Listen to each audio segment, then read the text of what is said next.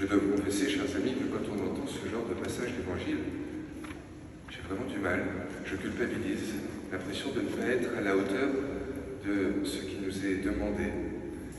Partir comme ça, dans une frugalité totale, un dépouillement radical. J'ai l'impression que pour moi, c'est avant tout un très lointain idéal. Chaque dimanche, j'essaye d'interpréter l'Évangile et les deux lectures qui nous sont données avant de façon améliorative. Essayer de voir ce qui, dans nos chemins à chacun, nous conduit déjà vers le Christ. Mais est-ce que c'est pas un peu léger? Est-ce qu'on n'est pas face à une question d'urgence, comme le dit le pape François? Notre monde crie de gémissement, la planète brûle, la société semble de plus en plus dans la défiance que dans la bienveillance. Et moi, Matthieu, face à ça, je prends l'Évangile tel qu'elle me paraît à ma portée, et les commandements les plus radicaux, aimer ses ennemis, l'éloge de la faiblesse tel que je suis avec mon lot de péchés, de cicatrices, le dépouillement radical. C'est des belles idées, mais j'ai l'impression si éloignées. Pourquoi j'arrive pas à mieux les vivre? Surtout que, je ne sais pas pour vous, mais chaque fois que j'en vois des exemples, c'est évident, c'est rayonnant qu'il a raison, oui. C'est dans l'amour radical et total qu'on voit les choses les plus belles. C'est quand on regardait deux frères ennemis qui se sont réconciliés. C'est parmi les plus belles complicités qui nous sont données de voir. Regardez ces gens qui n'ont rien, que la vie a abîmé en tous sens, qui portent des handicaps et qui pourtant sont eux-mêmes des éloges de l'amour de l'existence. Regardez ces gens qui semblent parfois ne rien avoir par rapport à nous et qui pourtant ont le cœur qui déborde. C'est bien vrai ce qu'il nous dit, dans cet amour radical de l'ennemi, dans cet éloge de la faiblesse, dans ce dépouillement total. Et pourtant, j'arrive pas à le vivre. Pourquoi j'arrive pas à mieux le vivre? Je me posais la question et je me disais, mais quand on est face à quelque chose, qu'on sait qu'il ne va pas dans notre comportement, qu'on devrait tendre vers un autre type de comportement, mais qu'on n'y arrive pas, ça ressemble d'une certaine façon un peu à quelque chose qu'on connaît tous, chacun dans son domaine. C'est ce qu'on appelle les dépendances, les addictions. Ces angoisses de manque qui m'empêchent d'aller vers là où je devrais. Et vraiment, je creusais, et je me disais, mais oui, à tous les coups, je dois avoir des angoisses intérieures comme ça, qui m'empêchent, par peur de manquer, ou de quoi que ce soit, d'oser aller vers cet amour radical, ce dépouillement quand même un peu plus évident. Et je me demandais, est-ce qu'il n'y aurait pas un dénominateur commun, justement, dans mes dépendances, dans mes addictions, face au commandement que me donne Jésus? Et j'ai l'impression que c'est le confort. Qu'est-ce qui nous empêche d'aller vers ce dépouillement qu'il nous propose? En tout cas matériel, sinon le confort dont on jouit au quotidien. Qu'est-ce qui m'empêche, moi, d'oser aller aimer celui qui régulièrement me fait comprendre que lui, en tout cas, il ne m'aime pas? Après tout, je suis déjà dans mon confort social, affectif. Pourquoi j'irais faire des efforts pour un autre qui semble pas en faire pour moi? Et mes idées toutes faites, là encore, elles sont bien confortables. Tous ces petits préjugés qui m'habitent et qui me permettent, à l'inverse des apôtres, de ne pas oser aller comme ça si facilement proclamer la bonne nouvelle au tout venant, oser aller quêter l'hospitalité. Je pense en effet que c'est sûrement nos angoisses de manque, nos diverses addictions de dépendance face à nos zones de confort du quotidien qui font que trop souvent on se sent faible, impuissant face aux commandements radicaux que donne le Christ. En tout cas, c'est ce que j'expérimente et je me dis, mais alors Matthieu, comment faire pour t'en sauver, pour t'en guérir? Et je pense que la première chose, c'est déjà ça.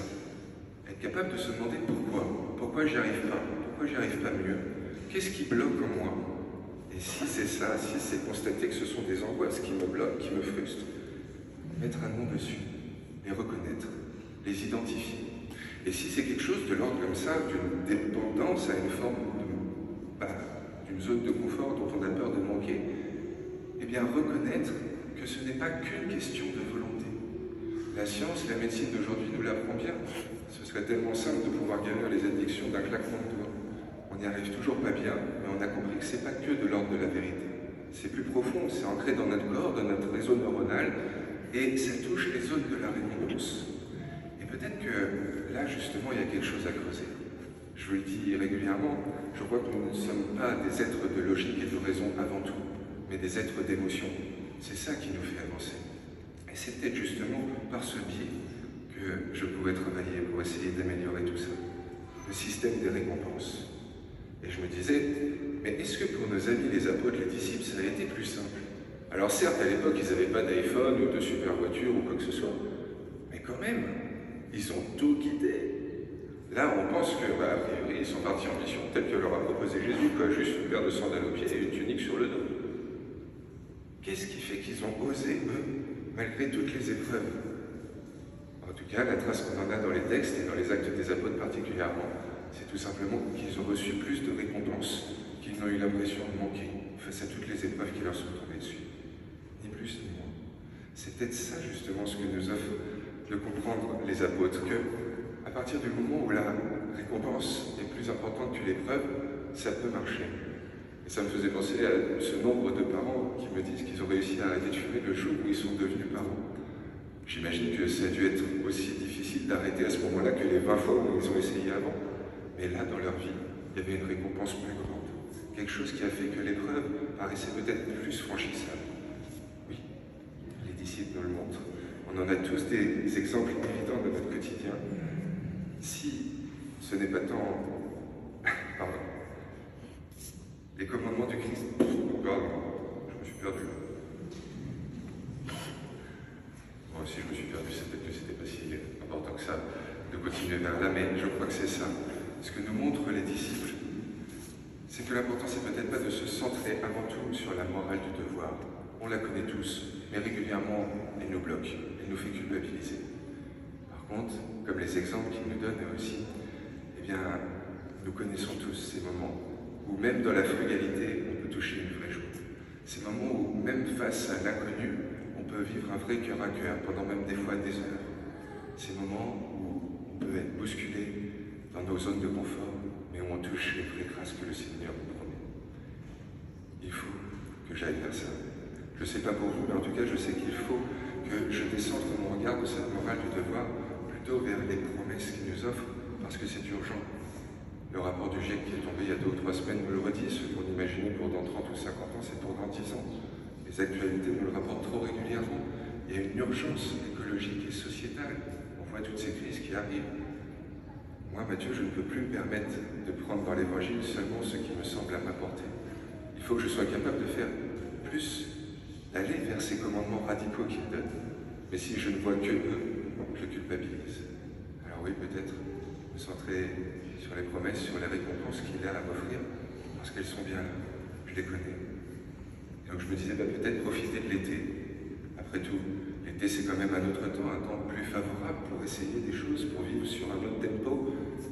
Et si je profitais de l'été pour, parmi ces 3 commandements des plus radicaux de Jésus, l'amour inconsidéré jusqu'à l'amour des ennemis, l'éloge de la faiblesse, m'accepter tel que je suis, ou le dépouillement radical, y compris dans mes affaires très matérielles, peut-être prendre l'un des 3, seulement un où j'ai une bonne marge de progression tant qu'à faire, et essayer de vivre 4 étapes. La première, tout simplement, me demander pourquoi j'y arrive pas mieux? Quelles sont donc ces résistances? Et peut-être ces dépendances, ces angoisses de manquer de tel confort affectif, matériel, humain. Et deuxièmement, me demander face à ça, Jésus, qu'est-ce qu'il me dit? Qu'est-ce qu'il me demande, bien sûr, mais avant tout, qu'est-ce qu'il me promet? Et troisièmement, rêver. Rêver de ce qu'il me promet.